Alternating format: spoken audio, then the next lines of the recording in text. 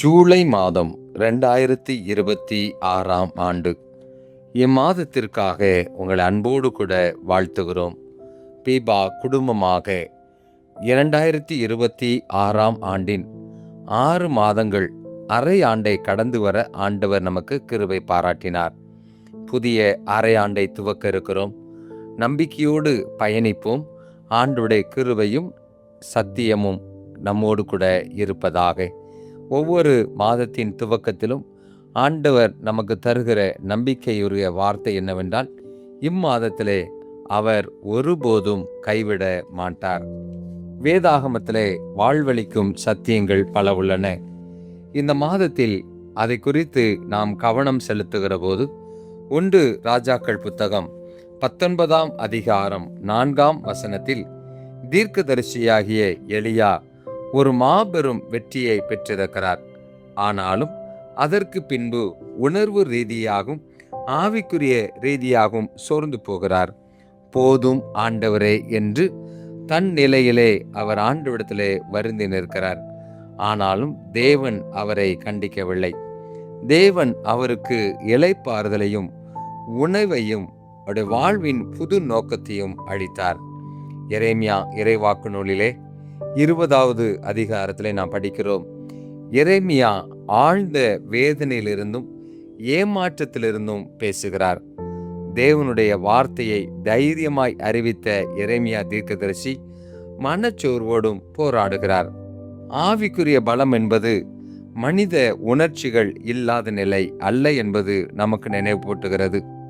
தேவனுக்கு முன்பாக நேர்மையாக இருப்பது எரேமியா நமக்கு நினைப்பூட்டுகின்ற செய்தி. வேதாகமத்தில் புலம்பல், ஏமாற்றம் மற்றும் உணர்வுபூர்வமான போராட்டங்களுக்கு இடமளிக்கிறது.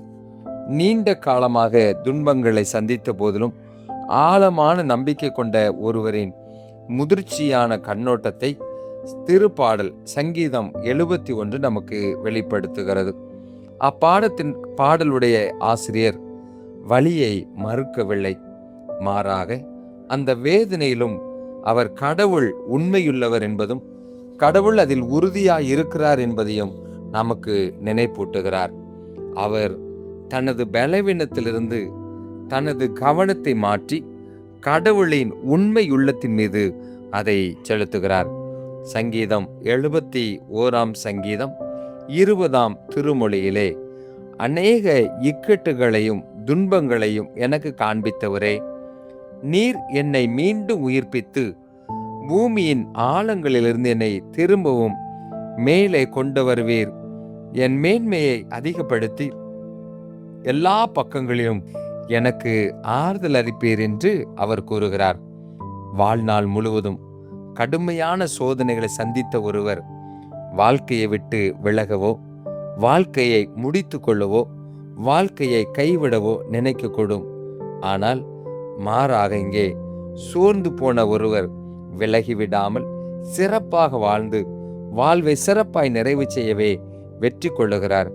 இதற்கு காரணம் வாழ்வளிக்கும் சத்தியங்களை அவர் புரிந்து கொண்டதே. சங்கீதம் 71 4 மிக முக்கியமான வாழ்வளிக்கும் விஷயங்களை நாம் கற்றுக்கொள்ளப் போகிறோம்.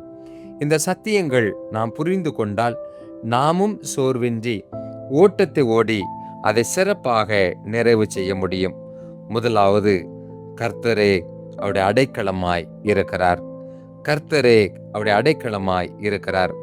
அடைக்கலம் தேடி தொடர்ந்து தேவனுடன் ஓட முடியும் என்பதை அவர் அறிந்திருந்தார். அதனால் தான் அப்படி பாடுகிறார். நான் எப்போதும் வந்து சேரக்கூடிய ஒரு அடைக்கல பாறையாய் நீர் எனக்கு இரும் என்று அவர் கூறுகிறார்.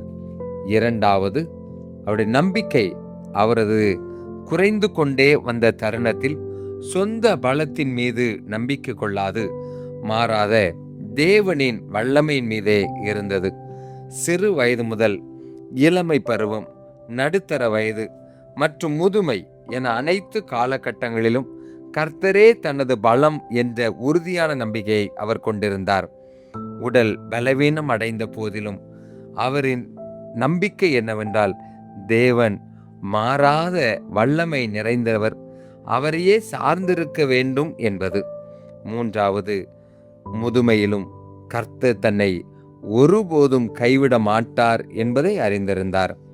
உடல் வலிமை குறைந்து பயம் அதிகரிக்கும் வேளையிலும் தேவன் உண்மையுள்ளவராகவே இருக்கிறார். வயது முதிரும்போது நம்முடைய வலிமையும் ஆற்றலும் மெல்ல மெல்ல குறைகிறது. அதை நாம் நன்றாய் அறிந்தும் இருக்கிறோம். வாழ்க்கையில் நாம் சந்திக்கும் சவால்களும் அழுத்தங்களும் காலப்போக்கில் மாறிக்கொண்டே இருக்கின்றன.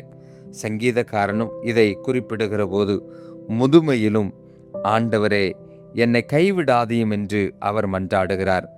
முதுமை காலத்தில் ஆண்டவர் ஒருபோதும் தன்னை கைவிட மாட்டார் என்பதை அவர் உறுதியாக அறிந்திருந்தார். நான்காவதாக, வலி தனது துதியை தடுக்காது என்பதை அவர் அறிந்திருந்தார். சில சமயங்களில் வேதனை நம்மை சூழ்ந்து துன்புறுத்தல் நம்மை தொடர்ந்து கொண்டிருக்கிற போது ஜெபித்து தேவனை துதிப்பது கூட நமக்கு கடினமாக இருக்கும். ஆனால் சங்கீதக்காரனோ தேவனுடைய உண்மையும் தேவனுடைய பாதுகாப்பையும் தேவனுடைய பராமரிப்பையும் திரும்பி பார்க்கிறார். அதனால் அவர் சொல்லுகிறார், தேவனை துதிக்க துதிக்க வாழ்வில் வேதனை நீங்கும் என்று சொல்லுகிறார். நாம் வேதனையை சந்திக்கும் போது துதிக்கும் மனப்பான்மை வளர்த்து கொள்வது மிகவும் முக்கியம். துன்பங்கள் சூழ்ந்திருந்த நிலையிலும் அவர் ஆராதனையை தெரிந்தெடுக்கிறார்.